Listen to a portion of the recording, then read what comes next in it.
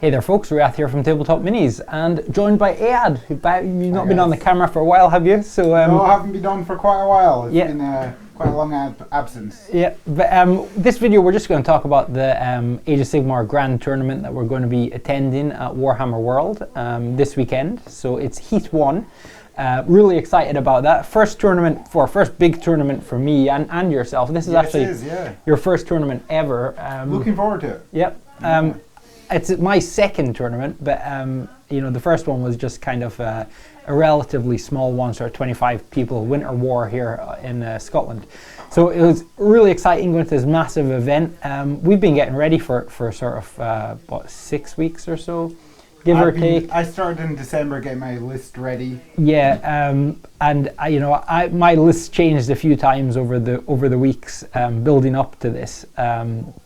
I started with kind of a mix of Stormcasts. I thought I'd go Skyborn Slayers with a couple of Kurnoth Hunters and a Celestial Hurricanum, because I want, we've got so many models, but we don't have that many competitive lists, do we, with all our Dwarfs and High Elves? Not really, no. It's something that I think we should expand on. Yeah, with General's Handbook, it's so, and the popularity has really picked up in Age of Sigmar since that come out, and people have a constructed way to play. So we're kind of focusing a little more on the competitive side now. I started with a Skyborn, Kurnoth Hunter, Celestial Hurricanum list, which I've evolved into a Warrior Brotherhood. I mean, lots of people are playing it just now because it's so good flexibly, for the objective-based scenarios, the battle plans.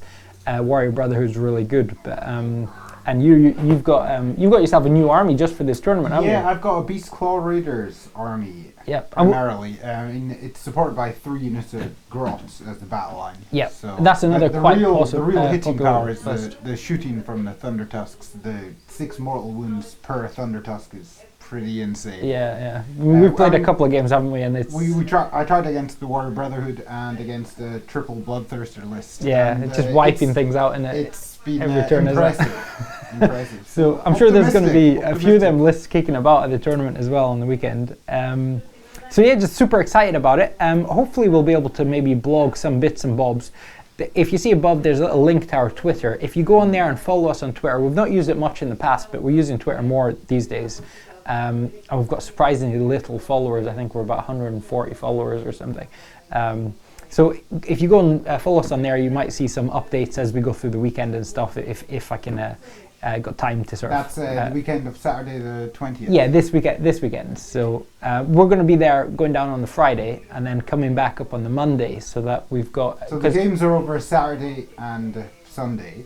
So yes. If you keep an eye on our Twitter feed, you'll get updates. Yeah, well, there are 3 games on the Saturday and then there's 2 on Sunday, and we're staying till Monday so we can spend Monday afternoon going around the exhibition centre. Yes. So I mean, I think that's probably maybe even the highlight of the whole weekend is going to be that we've been playing Warhammer since we were like wee nippers and kind of visiting the Warhammer Mecca, as it were. Is going to be well cool. Yes. See all the heavy metal stuff and the dioramas and exhibitions. Yeah, I'm really looking forward to seeing the dioramas. Yep. I've got a feeling I should probably leave my bank card at home, because that Forge World shop. It's going to be tempting. Yep. So it's going to be really cool. At the end of this video, we'll show you our armies. We'll give you a quick overview of what we're taking, but the 2 quite competitively focused lists. So forgive us for not being too fluffy. Yeah, but it is a competitive tournament, and some of the lists that we're going to see down there, I imagine most of them are going to be pretty hard lists. And the way it works is there are 3 heats over the year, heat 1, 2, and 3, and the top 40 from each heat can buy a ticket to the final, which is in October.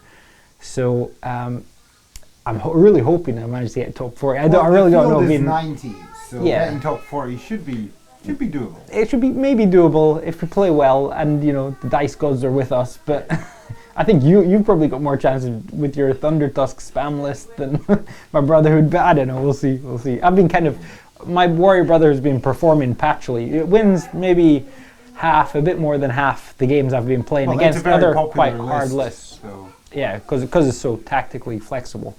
And then hopefully maybe we'll end up in the final in October, and that should be really cool. So let's read the armies then. And so here we've got my Stormcast Eternal Warrior Brotherhood army, and that's led by a Knight Azeros. And he has Reckless and Quicksilver Potion, so he can attack first in the combat phase, even in the opponent's combat phase. I have a second Knight Azeros there. So the real purpose of them is to be able to drop, because you can drop within 5 inches of the Azeros, rather than 9 inches away from the opponent. You can get your units into charge range, or well, almost a guaranteed charge. Or well, you can actually drop into base-to-base contact as well, so it's very useful. That's really their main purpose. And the Warrior Brotherhood itself is 3 units of Liberators, which we have here, with Grand Blades and Warblade and Shield, just because I think they look cooler than the hammers. We have 2 units of Judicators, with Primes having the Skybolt Bow, or the Shockbolt Bow, the special weapon. And then we have 2 units of 10 Paladins, and these are really the hammers in the army. 10 of them are Protectors, and 10 of them are Retributors. And both units have 4 Star Soul Maces, so they pump out quite a bit of mortal wounds.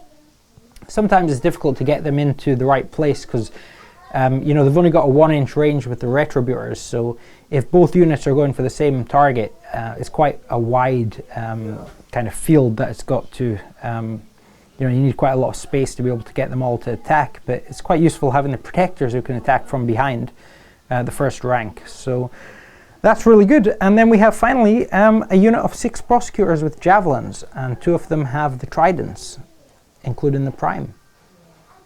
So a fairly flexible army. The Warrior Brotherhood itself is really good because you can drop units whenever you like in any turn, like, opposed to sort of Skyborn Slayers and stuff which drop as 1. So you can kind of counter drop certain armies, which is really useful. And yeah, so that's it. That's my Warrior Brotherhood. So here we've got the Beastclaw army. That's Ead's Beastclaw and Moon Clan, and it's led by a Huskard on Thundertusk. And there's 3 Huskards on Thundertusk there, accompanied by a Frostlord on a Stonehorn, and then 3 units of 20 Moon Clan Grots with 3 Netters in each unit and a Fanatic. And did I mention we've got the Moon Clan Shaman as well? So that brings it up to 1990 points. And the Frostlord, he's got, is it Battle Brew or, yep, Battle Brew.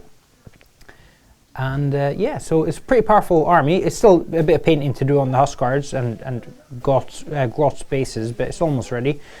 Quite a powerful army. A lot of mortal wound output from the Thunder Tusks in the shooting phase, and they can also heal each other and heal the Stonehorn, which is really powerful. Yeah, we should probably see a few lists like this at the tournament. So that's our 2 lists. I hope you guys enjoyed this little look at what we're taking to the tournament. Follow us on Twitter, and maybe you'll get some updates from us over the weekend how we're getting on. And yeah, we'll see you in the next video. Thanks for watching.